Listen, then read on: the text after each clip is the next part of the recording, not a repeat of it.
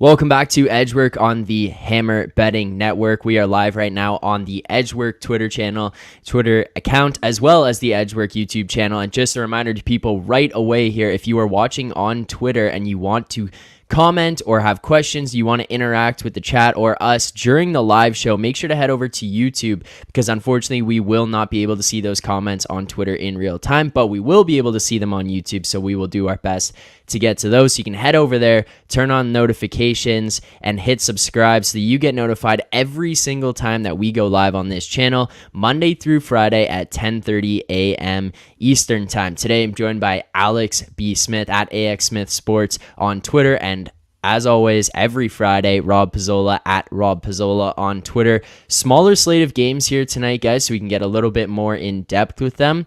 Not going to touch too much on last night, but we did get to see a couple of blowout games, and I'm going to ask you right off the top, Jack Campbell in Edmonton. Little bit of a disaster right now. I talked about it on yesterday's show. There was a report on the NHL Network, an article that came out that made me laugh, especially as a Leafs fan, and it was, is there a way for the Edmonton Oilers to trade Jack Campbell back to the Maple Leafs? Ridiculous reports. There's no chance of that happening, but it was hilarious that that's something that's even coming out on the NHL Network at all.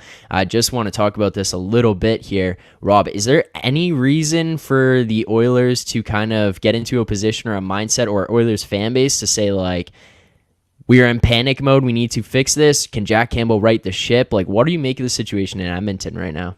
Well, obviously, Edmonton, another big hockey city. The fans are not going to take a 7-2 loss all that well, and it's going to be the blame game. I went through Oilers Twitter last night. Not only is Campbell getting blamed, but you even see Connor McDavid getting blamed because he can't play defensively, which is like, the guy's got 15 goals in 15 games. I'll give him some slack for not being able to be the best defender in the league. But the thing with Jack Campbell is, and obviously this hits home as a Leafs fan, he played very, very well to start last year, but the latter half of the year, he was horrible. One of the worst goalies in the entire league. And we're seeing an extension of that come over into Edmonton this year. And on top of that, I mean, it's kind of narrative-y. I hate to say it, but he doesn't seem to have the mental, like he gets into these mental funks, especially where he gets down on himself, and they have to try to work him through that. I would have never left him in for 7 goals. Ever. I think that's just a disaster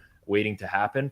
The lucky thing for Edmonton is, I mean, we don't know what Stuart Skinner is necessarily, but he's played very well this year. It's not like they have nobody to fall back on just yet. Skinner has been like absurdly good in the 6 games that he's played. So they at least have an option that they can go to if Campbell can't get out of this. The problem is obviously going to be that Campbell contract going forwards, which is, it's a lengthy one. It's at a pretty high salary as well.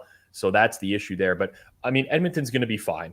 They're going to figure stuff out. They have weaknesses just like most of the teams in the NHL do. But when their offense is clicking, they'll win a bunch of high-scoring games. And you can win high-scoring games in the NHL. It's still a win. You don't have to win every game 3-1. So obviously, sky is falling there right now, but they'll be okay. They have a bunch of great talent up front. They just got to survive these injuries and get even just slightly better goaltending.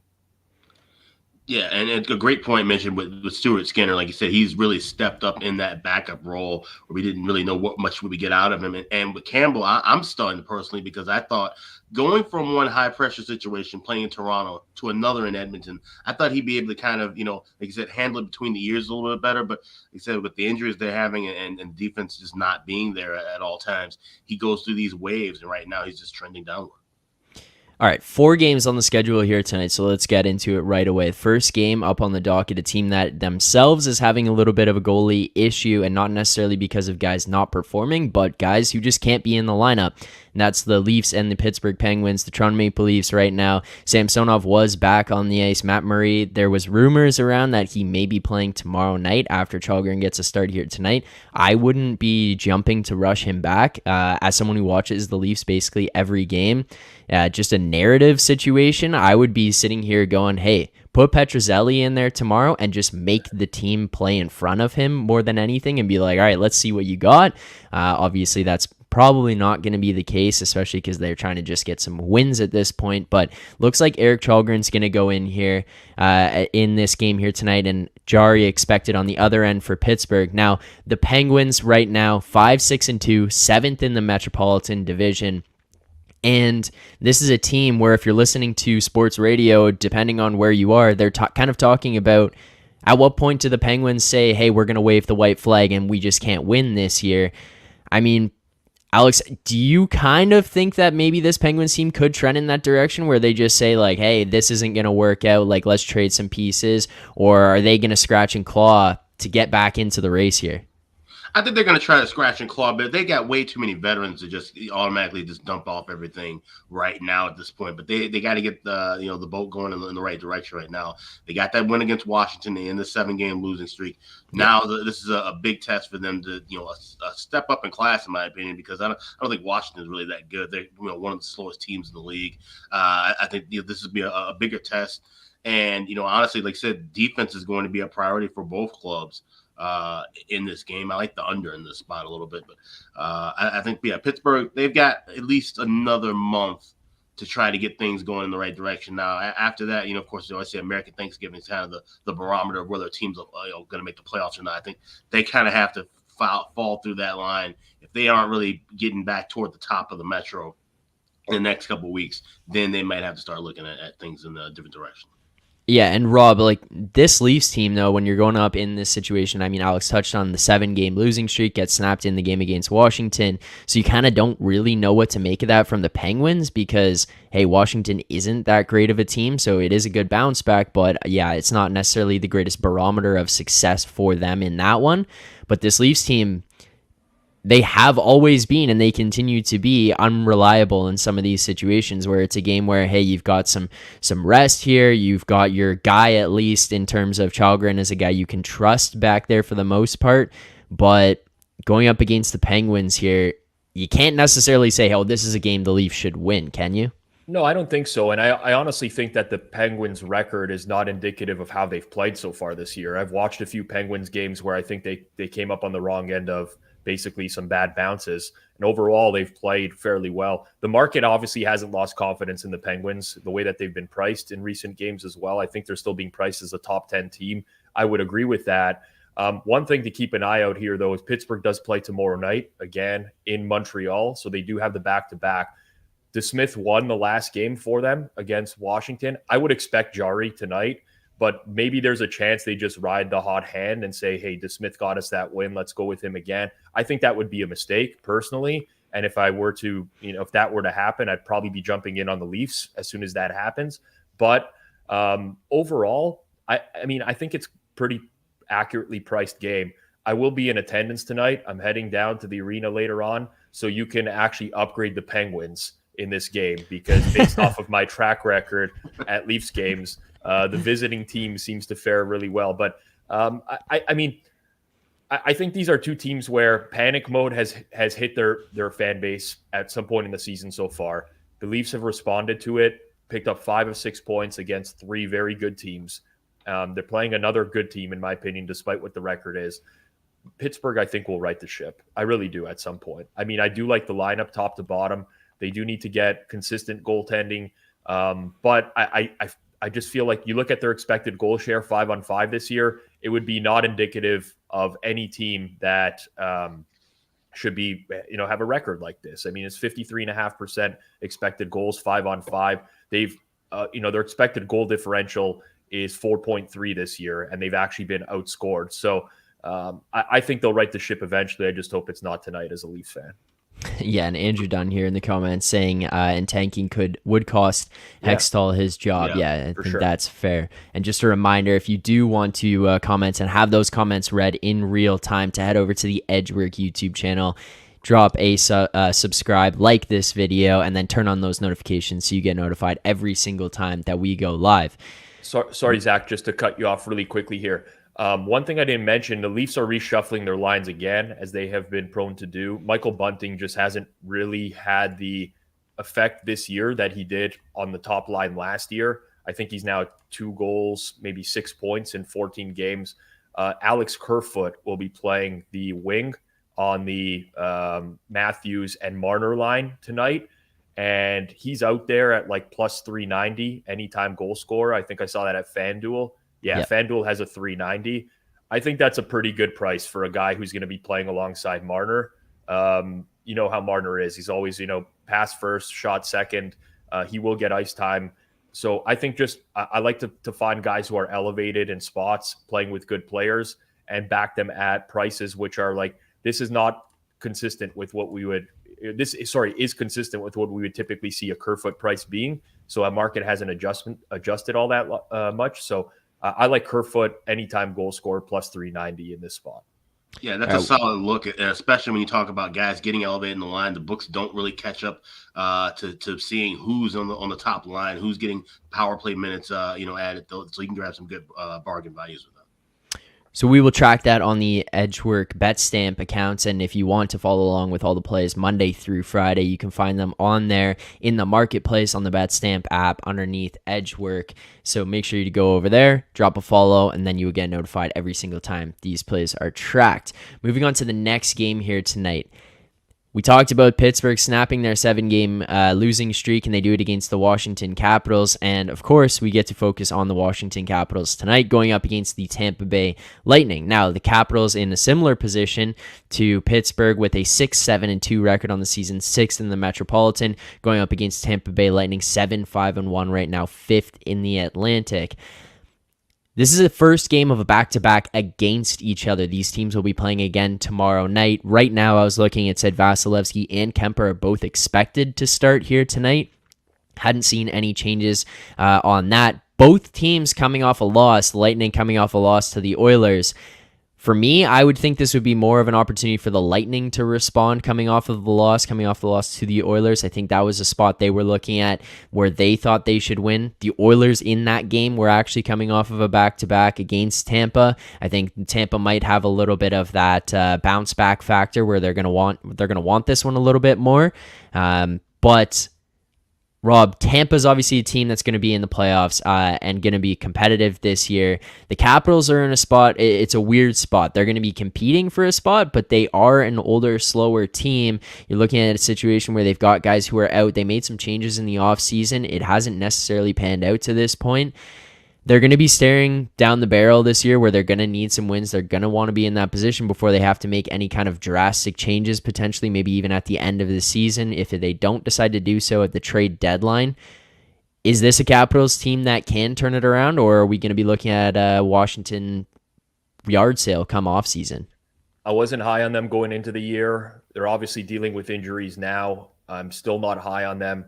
I'm also not high on Tampa. I will say that relative to market. We talked about Tampa a couple times this year already on Edgework, and their lineup is just not as good as people realize. Like if you just look at it top to bottom, it's fine. You look at their underlying metrics this year, they've been very average. The great equalizer for them is obviously Vasilevsky, who continues to be good on a yearly basis. But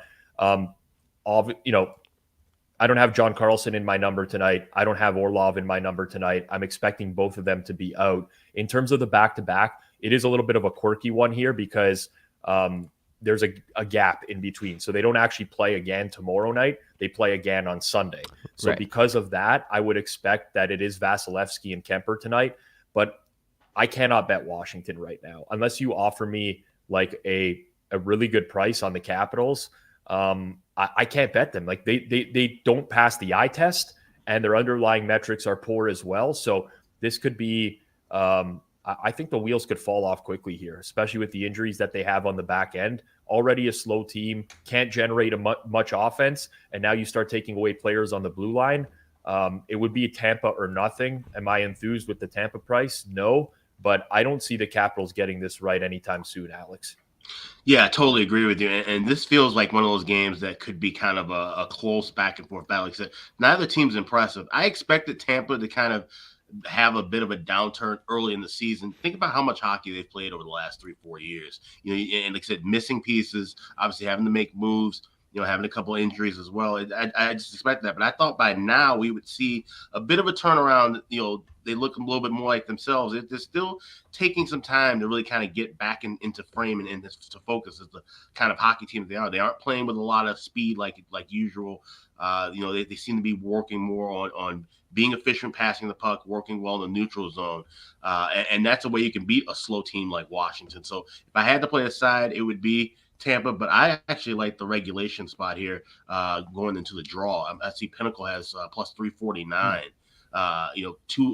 Four of the last meetings have been decided by one goal. Two of those have gone into overtime or shootout. So I can see this one being a kind of close 3-3 or 2-2 battle going past 60 minutes. I don't mind that look at all. There's not a ton separating these two teams, and I could see them both trying to slog it up. I should note right now that John Karlsson is in line rushes for practice, and Washington is taking a little bit of money because of that. Yes, so someone's pointed that out as well. So that's a big boost for them, obviously, on the back end. Orlov is with the extras, though, so Orlov's probably not playing. I don't mind that. I mean, now you're boosting Washington's back end. It's more likely that this is an even game. I think that's a good look, Alex. All right, next game on the slate here, Sharks Stars. Sharks right now are 3-9-3, 8th in the Pacific. I think that's kind of where they had been expected ahead of the season. We knew that they weren't going to be that great of a team going up against the Dallas Stars, who to me have performed above expectations a little bit so far to start this season. They're 8-4-1, but in their last 10 games, 5-4-1. So I think it's probably leveling out a little bit back to where they would be throughout the course of the entire season. Sharks on a second night of a back-to-back, and they just lost to a struggling Blues team there last night. Alex, are the Stars right now in a position to just roll through a not-so-great Sharks team that's going to be tired coming off of back-to-back here? Yeah, definitely. And this is a Stars team I was high on, and it's mostly because of Jake Ottinger in goal. I think he's arguably one of the top 10 goalies in this league, and he's just going to get better and better as time moves on. And this is a Dallas team, like I said, that Central Division has just been completely flip-flopped. Everything we thought about it going in has been the opposite. See Colorado struggling, Minnesota struggling, getting out to a slow start. Teams like Chicago and Winnipeg playing above expectation. But Dallas is kind of, to use that old Dennis Green line, they are who we thought they were, basically. And this spot here, like I said, San Jose, they're just awful. I mean, this is one of those games where Dallas I feel like they could just kind of name their score here. I might look at a Stars team total over, actually, in this spot. Is there any...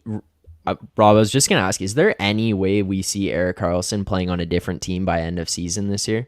I think it's possible, especially with the start that he's had to the year. Definitely has a lot more jump in his legs, has actually looked like the offensive defenseman that we've expected him to be in years past. I know James Reimer's confirmed for San Jose. Dallas, I could see this being a Wedgwood game, which there's hesitation for me there. One thing I've noticed about San Jose all year long is that they are consistently underperforming their expected goals. So if we actually look at their expected goals this year, they're basically they should be right around average in terms of the shot, the quality of chances they generate versus what they give up. They are 11.32 goals below expected this year. The only team worse in the league is the St. Louis Blues in terms of expectations. But my eye test does not, it doesn't match up with that. So I've always had trouble with the Sharks over the course of this year. I just don't like laying big prices with Dallas. I don't think they're a team that I typically want to lay a big price with. There's certain teams in the league where they are favored big numbers. Boston is one. I'm very comfortable when Boston is laying a big price. They seem to win those games more regularly than not. Toronto is not one. Toronto loses as big favorites all the time. Dallas is a team to me that I just don't trust them enough yet to be laying prices in this type of range. So nothing for me in particular. If we were to get a Wedgwood game here, man, I'd probably hold my nose and bet San Jose plus 1.5. It would be ugly, but that's kind of the way I would look. Yeah, and Rob, and that's the reason why, the beauty of looking at those team totals is that, like I said, I like that 3.5. Only laying $1.20 as opposed to trying to lay $2 with Dallas. And then, okay, all you need is 4 goals. So if Wedgwood comes in, he gives up 6, but Stars get their 4, you cash the ticket. So that's a look I like to take when looking at some of those larger favorites. If I don't feel that maybe maybe this could be a back and forth battle, or like I said, just the price is just way too high, I kind of try to look for those team total overs and just hope they can get their share of the goals. All right, last game here tonight. I included him in the thumbnail there. I was telling Rob before we came on here with this whole new blue checkmark thing. It's kind of hard at this point to be following any of the news. You got to really do your due diligence in terms of what's real and what's not at this point. So it's kind of being tough. But I did see a report this morning from a hockey account, whether it's real or not. I was trying to check and see if that had any factual basis to it, but it was saying Shane Wright had been elevated in skates up to the second line. He was going to be given a shot there. I was trying to see if there's anything else, but this is a weird situation in Seattle where they're sitting at 8-4-2. They're third in the Pacific Division. They've got this guy that they drafted 4th overall. He's going in and out of the lineup. It's creating all these stories surrounding the team, but they continue to do pretty well. Like, they're in a pretty good spot. They're performing kind of above expectation, where I think a lot of people might have thought they would be near the bottom of the league. To be sitting 3rd in the Pacific, like, that's pretty good for them, where they'd like to be, a competitive team night in, night out, where they're going up against a Wild team who's in a weird spot, where they're in a dire situation because of these contracts that they've bought out with Suter and Parise. They're going to be facing basically cap hell over the next little bit, and they're kind of in a win now position, but they've been sitting at 6-6-1. They're 5th in the Central. This Wild team, it's not been great for them, but the Kraken sitting at 8-4-1. Rob, like, what do we make of this? What do we make of this Kraken team right now? How do you evaluate what they've done?